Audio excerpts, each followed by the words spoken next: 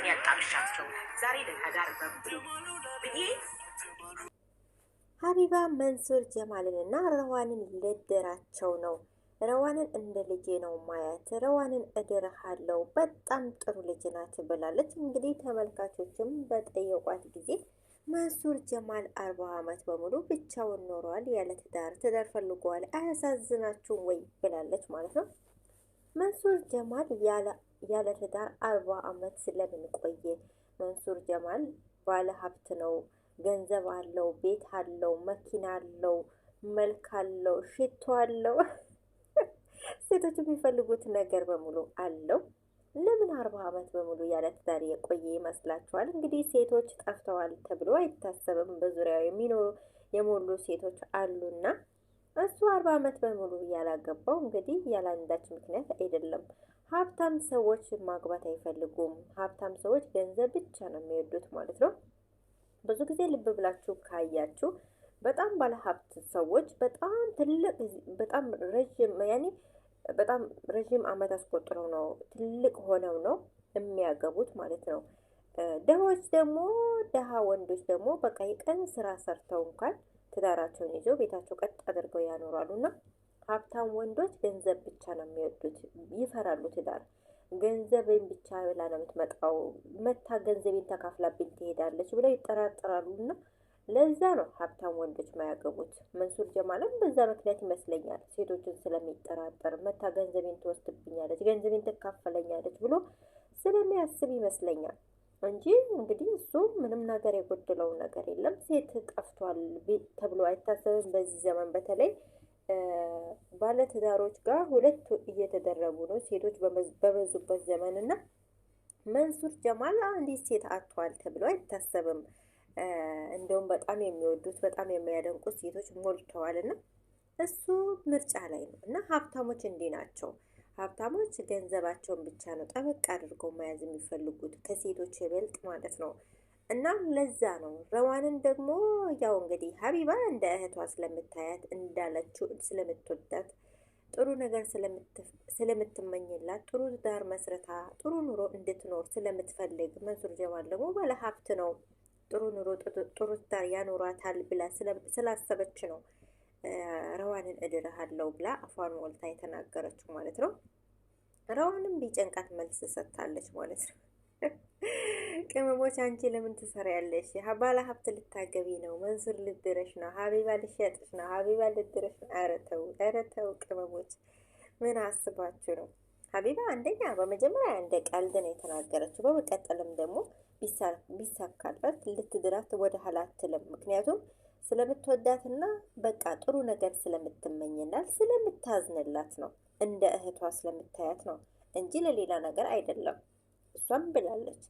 እና ቅመሞች ደግሞ የሄዱ በቃ አንቺ ምስኪን ልጅ ትስራበት እንጂ ስራዋን ትስራባት፣ ተፋቷት። አንቺ ባለ ሀብት ልታገቢ ነው እዚህ ስራ ለምትሰራለች ምናምን የመሳሰሉ ነገሮችን እንግዲህ ልጅቷን አስጨንቀዋታል ማለት ነው። ለማንኛውም ያው እንግዲህ እንዳልኳችሁ ነው። ብዙ ጊዜ ሀብታም ሰዎች ስታገቡ እንኳን ማለት ነው ትዳር ስትመርጡ እንኳን ተመጣጣኝ የሆኑ ሰዎች ቢጋቡ የተሻለ ነው ብዬ አስባለሁ። በጣም ኦቨር የሆነ ሀብታም ሰው በጣም ደሃ የሆነ ሰው ከተጋቡ በቃ ጭራሽ እኔ ያሳልፍልሽ፣ እኔ ከዛ ህይወት አውጥቼሽ፣ እኔ ከደህንነት እንዲህ አድርጌሽ ምናምን ነገር ነው እና ጭራሽ እቃ አድርገው ነው የሚያስቧችሁ። ገዝተዋችሁ አምጥተው በቤት ቁጭ እንዳደረጓችሁ ክብር ምናምን የመሳሰሉ ነገራቶች ሀታ የሚስትነት ቦታ እንኳን በትክክል የማይሰጡ ወንዶች አሉ።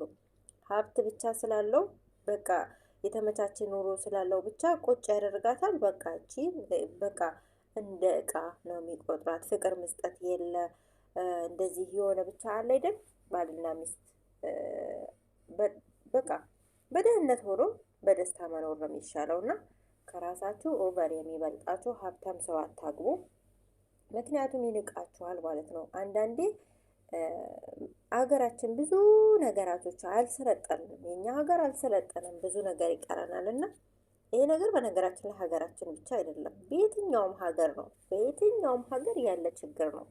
በጣም ሀብታም ሰዎች ደሃ ሰዎችን ሲያመጡ ሀታ ቤተሰቦቻቸው የደሃ ልጅ ይጠየፋሉ ሁሉ ብቻ ብዙ ነገር አለና ለማለት የፈለኩት አንድ ሰው ሀብታም ስላገባ ብቻ ደስተኛ ሆኖ አይኖርም።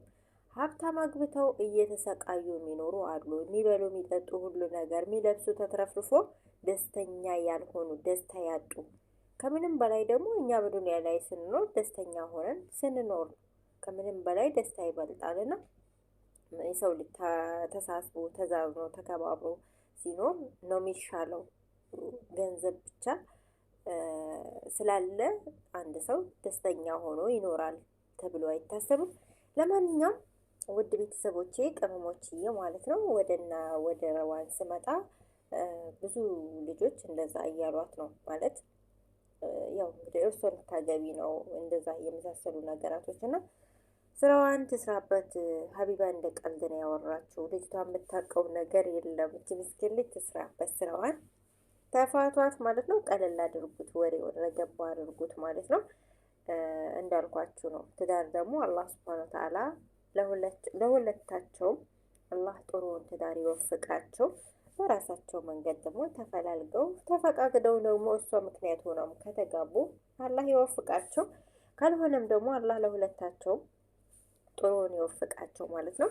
እንግዲህ መንሱር ጀማል ረመዳንን እቤት ቁጭ ብዬ ዱዓ እያደረኩ ነበር ያሳለፍኩት ብሏል ማለት ነው። እንግዲህ አላህ ጥሩ ሚስት እንዲሰጠው ዱዓ እያደረገ ማለት ነው። አላህ ሱብሃነሁ ወተዓላ ዱዓውን ተቀብሎ አላህ ጥሩዋን ሚስት ይስጠው፣ እሱ የሚፈልጋት አይነት ማለት ነው። እናም ለረዋንዬም እንደዛው አላህ የተሻለውን ጥሩ ነው የሚያኖራት።